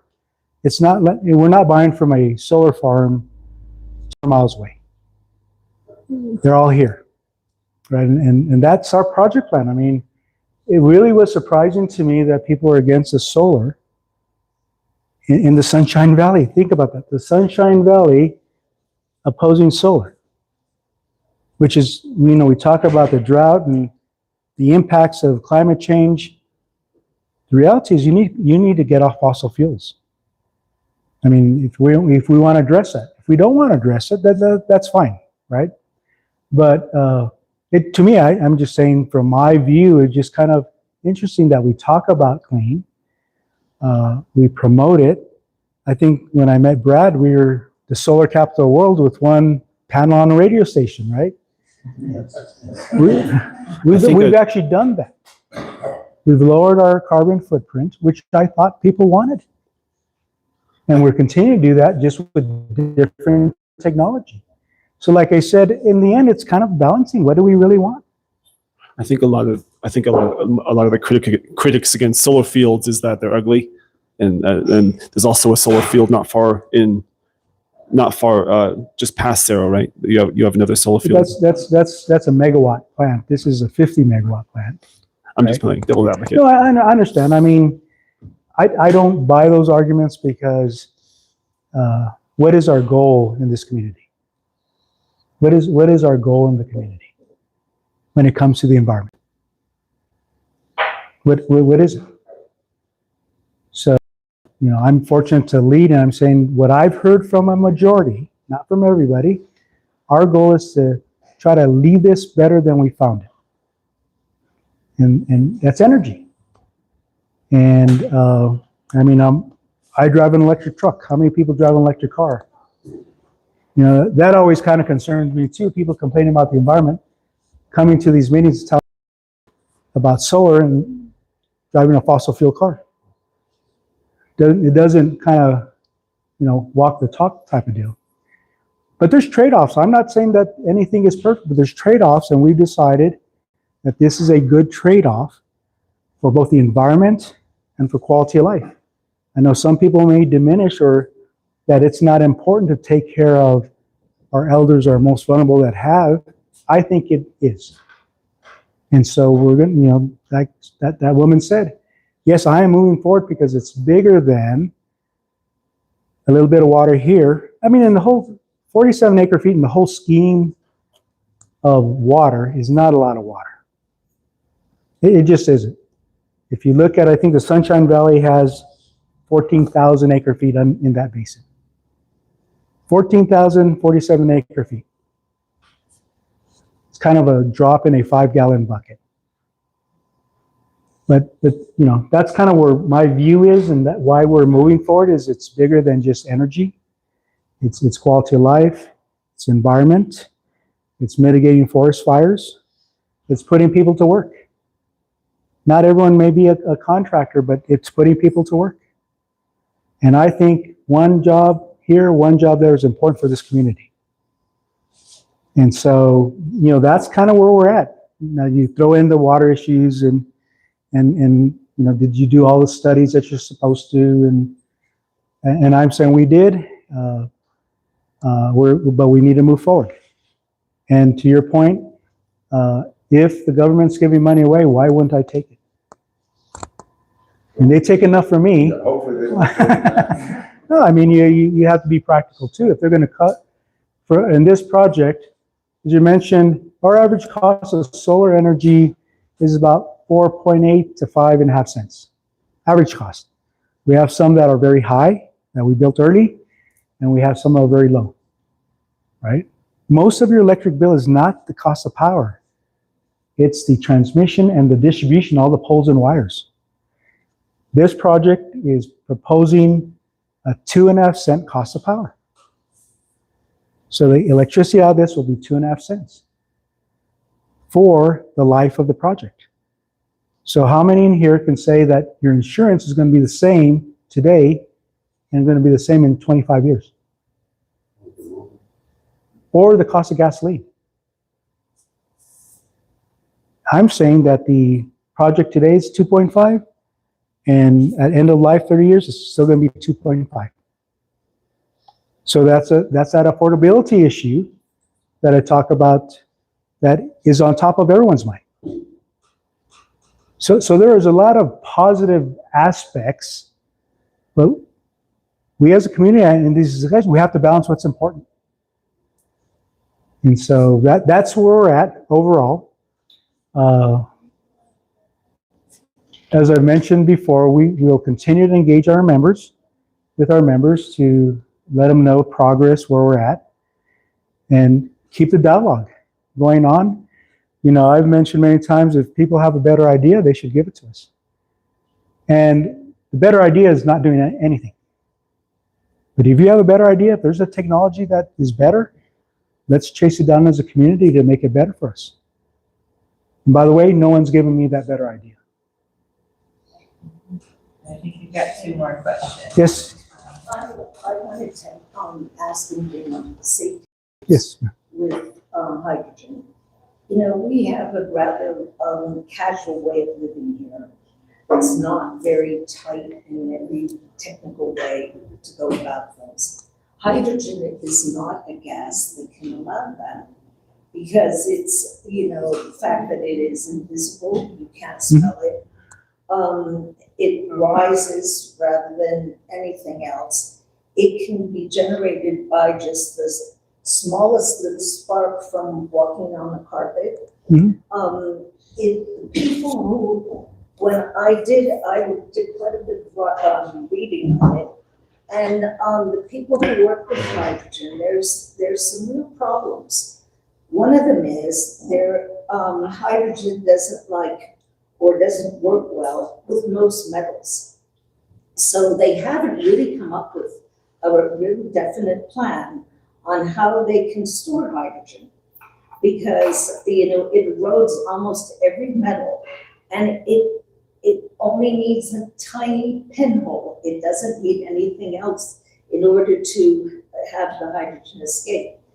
And when people, a lot of it, when I was reading about it, a lot of the people who were handling these things, you know, if they were trying to repair or move hydrogen,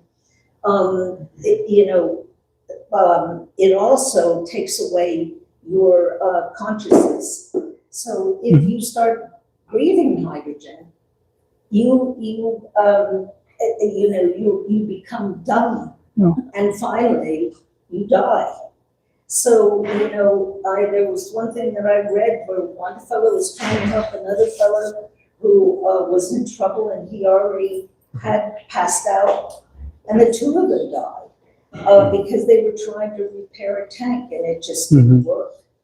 So I think that we really have to think what kind of safety measures we've got to have, and the fact that there has to be a 24-hour safety team working all the time because you never know when you're going to have a something like that. You're exactly right, but that's how we started this. That's why you start at 10%. Safety is since day one. The electric utility is a very, we have safety is number one. So we have the culture to address that. There will be a manned facility there to man the safety 24/7, 365. So all that is at the very top. We understand the hazards of hydrogen, but it's the way we protect it. The type of valves and leak detection. They have liners for the corrosive nature of hydrogen that you line the tanks, or use a different type of metal like aluminum or stainless steel. They use geopolymers. I don't think. It's or stainless steel. But I'm just saying that's top of mind, and that's how we start all these projects. Is safety first. Again, people have said, why did you start at 10%? It's not done. That's where you start safety on day one. And so, again, there's a lot of safeguards. I think the Sandia people looking at it that are experts in this. We have a little safety group of hydrogen members. There's a lot of people that, just like yourself, that have a lot of experience. We meet every month. They go over our safety plan, and they work in the kind of petrochemical area, so they're giving us advice of what works or this won't work. So we're getting a lot of expert input to make sure it's safe. The small quantities are not a problem. It's the big. No, and I agree. And some of these are like captured in vaults, right? Some of these accidents I've heard of, they were in the vaults, right? So someone it passes out, the other guy gets in the vault, gas got contained. We understand that, and that's why we started. When I set it up with Julie, it really was to talk about the safety. At the end of the day, the co-op is not going to do anything that hurts anybody. That's, it's all the employees at the co-op are local. Generally, we care for each other. So that's at the very top of the list is safety. And again, we brought the plans, they're on the website. We have people critique them. I mean, it doesn't bother me if you get them and find an expert. Everyone's using ChatGPT now, so we got experts now on that. But that's what this is for. That's why that stuff is out there. Is if you know someone who understands hydrogen, look at our plan. Tell us where you think the weaknesses are. We don't want anyone hurt. Well, I wish you luck, and unfortunate and everything, but right. I really think that realistically, a lot of things have to be examined before you go next. I agree with you. Yes, sir. When the project and this project first started, there was some talk about up at the QuestSec, the Economic Development Zone, incorporating some kind of research facility for hydrogen. Is that still? That's still, we have Los Alamos National Labs that is going to be part of the project and research, both safety. Is there any kind of talk about maybe incorporating that here in Dallas County where we have some sort of research facility? Yeah, we have it in Taos County. Right now, our agreement with the labs is everything we're talking about, safety of hydrogen, what other applications can we have for hydrogen, since the hydrogen is going to be there, it's contained, have all the safety, and maybe make it a test bed for other products. So a long ways to alleviate a lot of people's fears. Right. And the container, and that kind of thing. So we got that. I didn't, we got Richard, who's our engineer, Michael with the co-op, who's our public relations, and Cletus. He's our financial guy.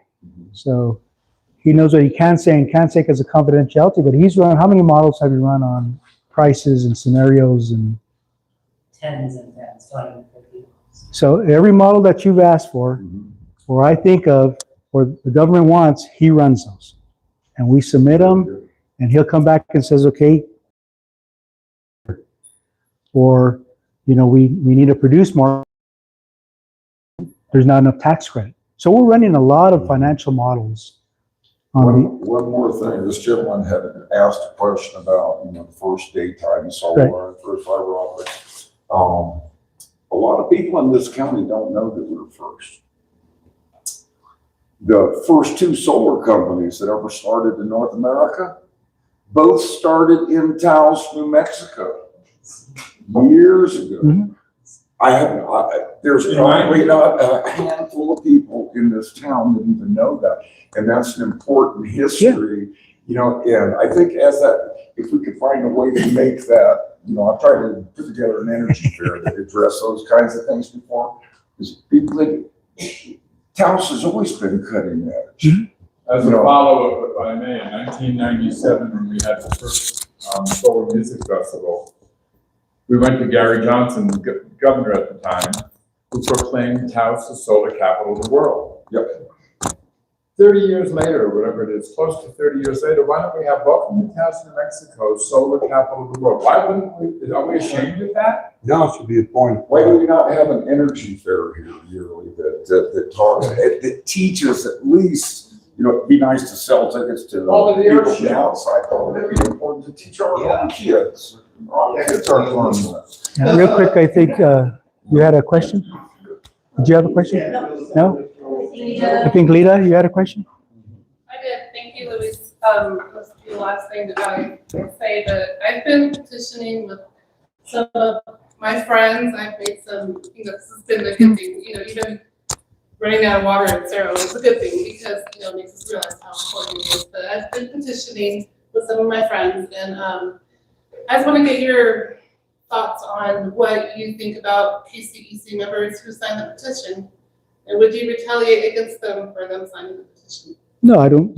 That's never been our style. I mean, I'm here on, how many meetings have we had, Michael? We've had over 100 meetings. Mine is to really engage. I respect everyone's position. It doesn't mean I have to like it. I think all I've done is what Julie has asked, anytime we meet, we should just be respectful to each other. That's all I've ever asked. We can get mad, we can get angry, we can get emotional, but there should be no name calling and grandstanding. But we don't retaliate. I mean, this isn't the, when we got into the broadband, 99, 2000, people thought I was crazy. Same thing, they petitioned that says, what in the world, Luis, why do you want internet? No one's going to use it. Right? So I've been through, I've been through this before, guys. I mean, we've had petitions where they want to recall the board to fire me because we decided we want to get into these diversified programs. We want to go solar. I respect people's position. All I've ever asked is for people to be respectful. That's all I've ever asked. Thank you. Because some people are afraid to sign the petition, thinking, their internet's going to get cut off. To be honest, I've never seen your petition. Oh, well, So I don't operate. I don't operate that way.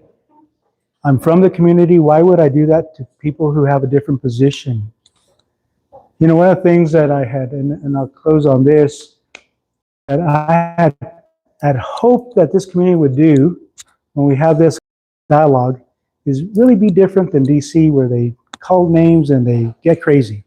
That we could actually have robust discussions, differences of opinion, go to our respective corner, and then come back and still shake each other's hand and says, we'll talk about this next week. I haven't seen that with a lot of people. I've seen us be just like the people we criticize in DC. I think that's unhealthy for our community if we want to continue the quality of life we have here. And that's all I've ever asked. So anyway, I want to make sure that I cover your questions.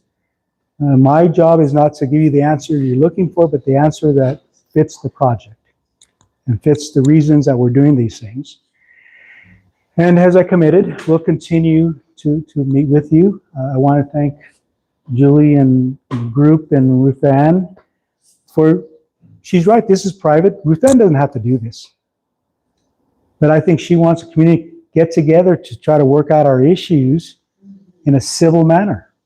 And then if we agree to disagree, then at least we know where each other stands and move on. But again, I want to thank every one of you for being here, for your questions. If you guys want, another meeting in Sala, or just ask us, we'll show up.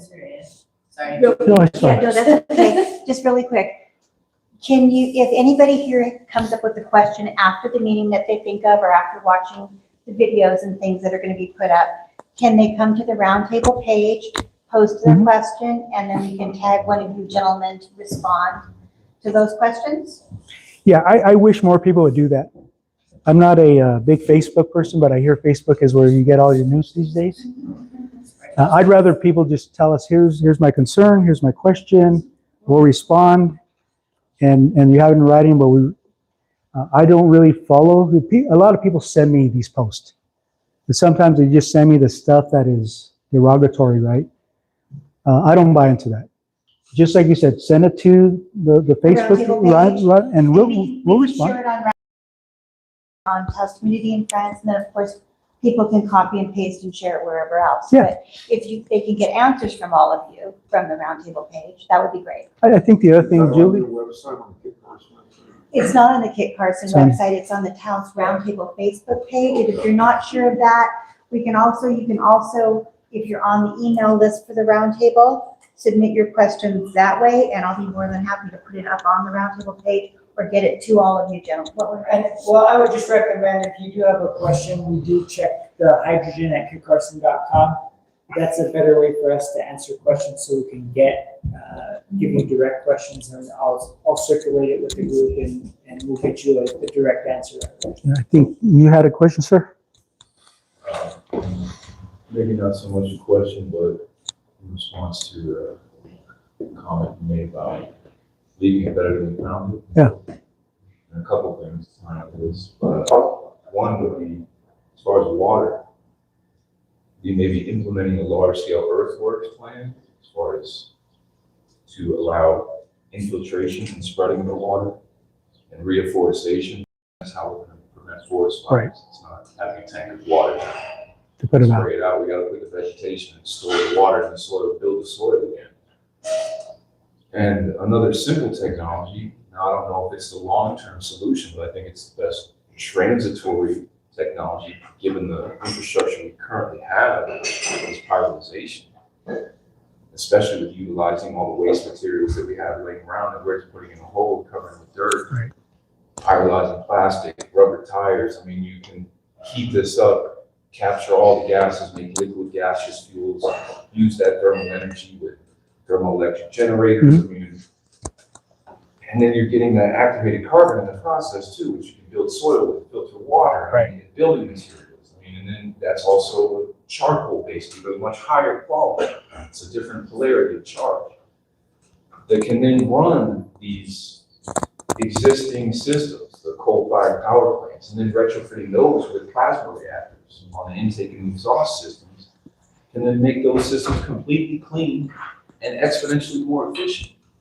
Without having to invest in all of this new infrastructure, we can utilize the stuff that's already around. That's why I'm at with the combustion vehicles as well. These plasma reactors can be adapted to this technology as well, right. And we can be utilizing our waste instead of just putting it in a bin and out of sight, out of mind, bringing it with dirt. Like, we need to clean up all the messes first. I think that's really what we're missing here. I appreciate those comments.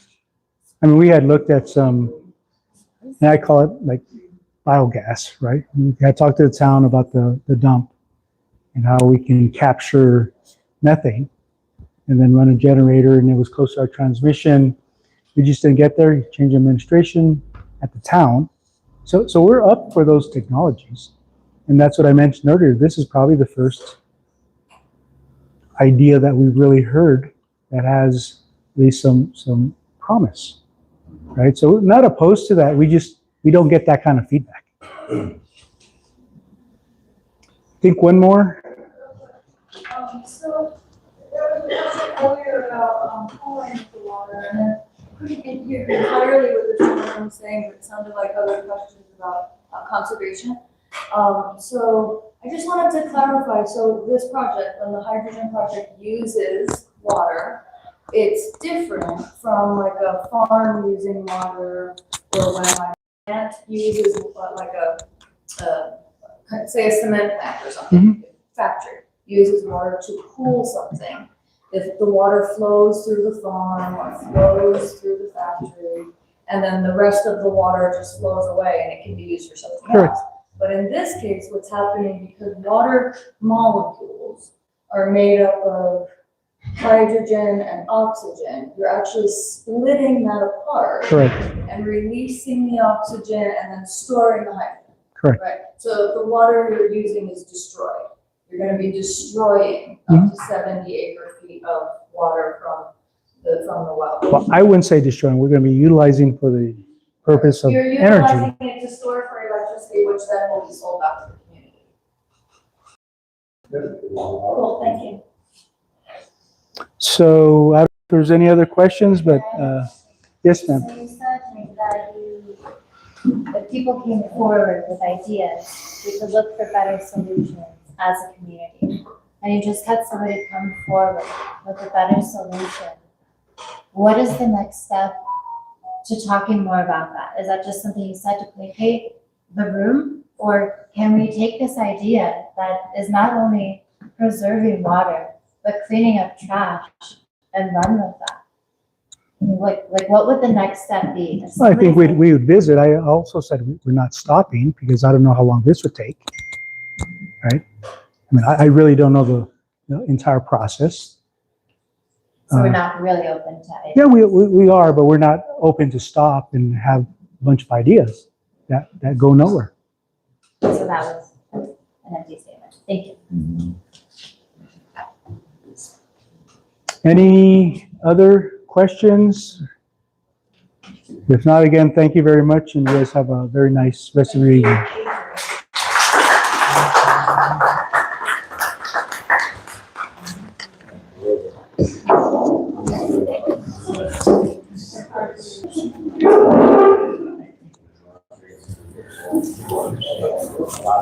Yes.